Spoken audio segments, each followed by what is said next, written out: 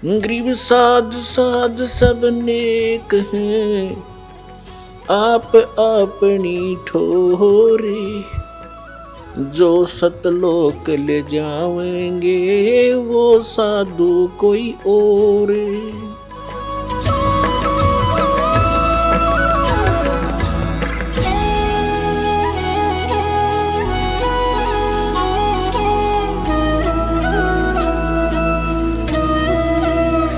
अब जैसे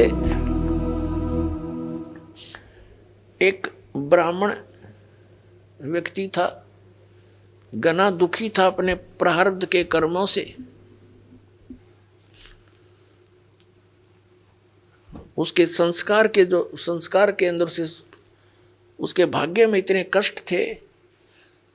4 सदस्य घर के बच्चे थे, चारों उनको आपत्ति, सभी रोगी रहे।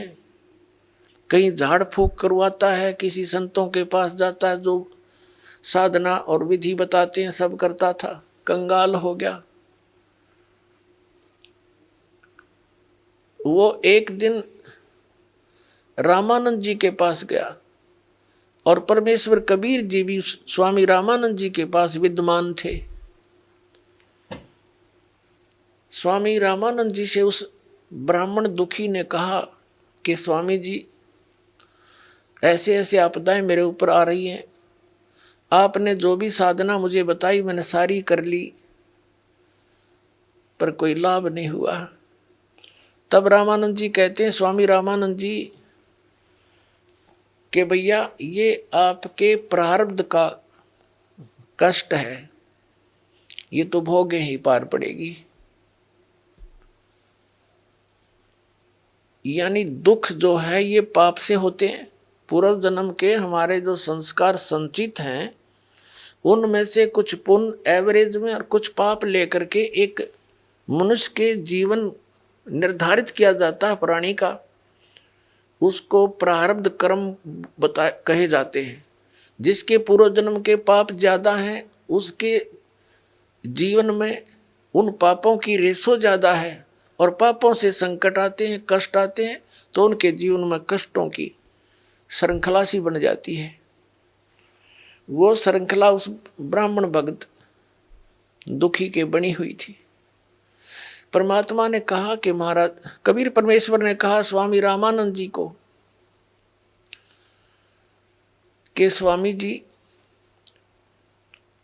आप कह रहे हो कि इनके तेरे प्रारब्ध के कर्म हैं, ये तो भोगने ही पड़ेंगे।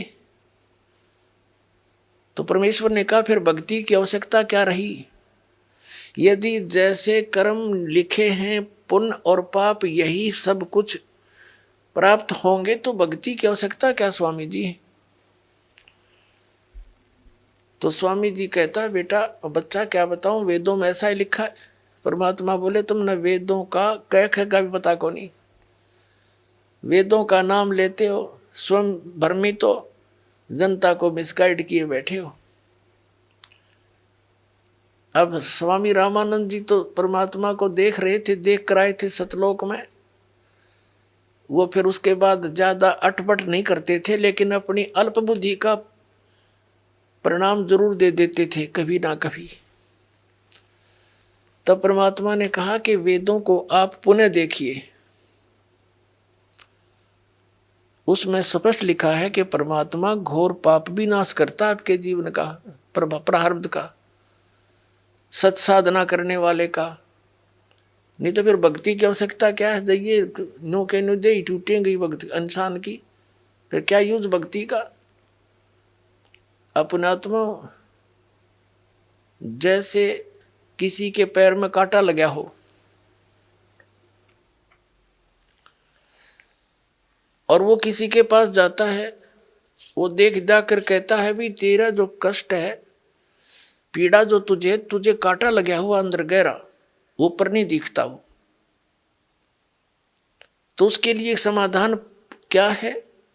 उसका समाधान तो ये है कांटा निकलना चाहिए। और कोई ये कहे कि कांटा तो निकलेगा नहीं, ये तो तेरी एडी में पंजे में लगा ही रहेगा,